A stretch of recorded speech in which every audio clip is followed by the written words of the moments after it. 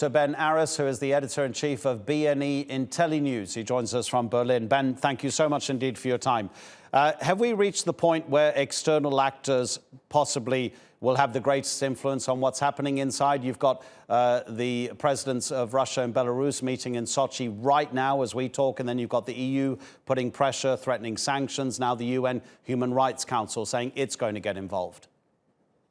Well, the first thing to say is that the opposition itself has been desperately trying to avoid getting dragged into the geopolitical showdown between East and West. However, Lukashenko just landed in Sochi. He's on his way to meet Putin as we speak. And that changes the game, that Russia's got involved and the conversation they're about to have. Lukashenko is in deep trouble. The protests at the weekend on Sunday, the mass rallies, the one that happened yesterday was even bigger than the previous two. And those were the biggest protests we've seen since 1991 when Belarus became independent.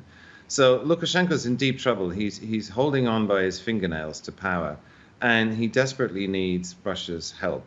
And the issue now is what Russia is going to do. I mean, how is it going to help him? And surely the economy is starting to crash. The Belarusian ruble has lost 20% of its value in the last month. They've lost half their hard currency reserves.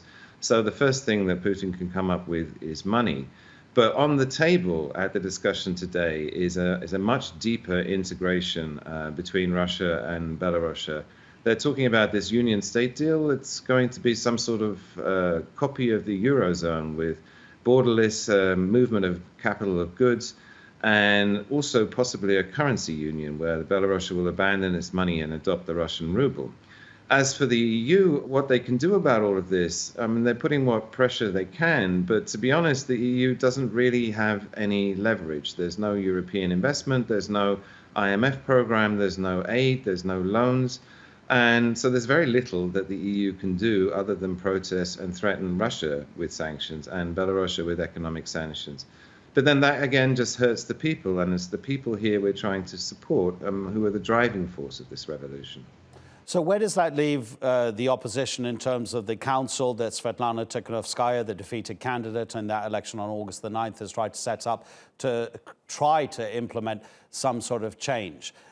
Does it mean that really, essentially, if the opposition is not going to have the effect that it wants because of Lukashenko's hardline stance, does that then therefore mean that it's all down to the security officials? We'd say Egypt is actually a pretty good example, that Hosni Mubarak eventually fell because the army said, Mr. President, we're not going to kill any more people on your behalf. Indeed, and Lukashenko is actually in a similar position. He's managed to alienate the entire population. I mean, this is the crowds that were on the street yesterday represent everybody from, liberal middle class through to the blue-collar workers at the big state-owned factories that have traditionally been his base. And without any popular mandate whatsoever, Lukashenko is entirely dependent on the security forces to keep him in power.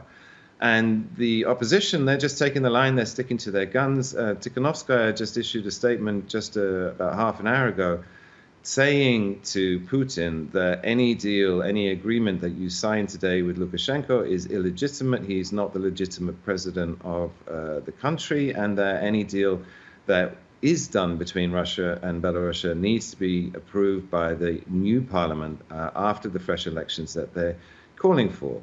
And although at the moment Lukashenko holds all the cards in the form of the security services, it's very difficult to see how he can remain in power long term if the entire populace is against him. So the assumption is at some point he'll be ousted. But then here Russia plays the key role. Putin's threatened to send in more forces if things become extreme, if necessary was the key phrase. And to what extent can Putin prop up Lukashenko long term? I mean, I think certainly this is going to go on for a while. Ben, always appreciate the analysis. Thank you so much. Ben Aris speaking to us there from Berlin.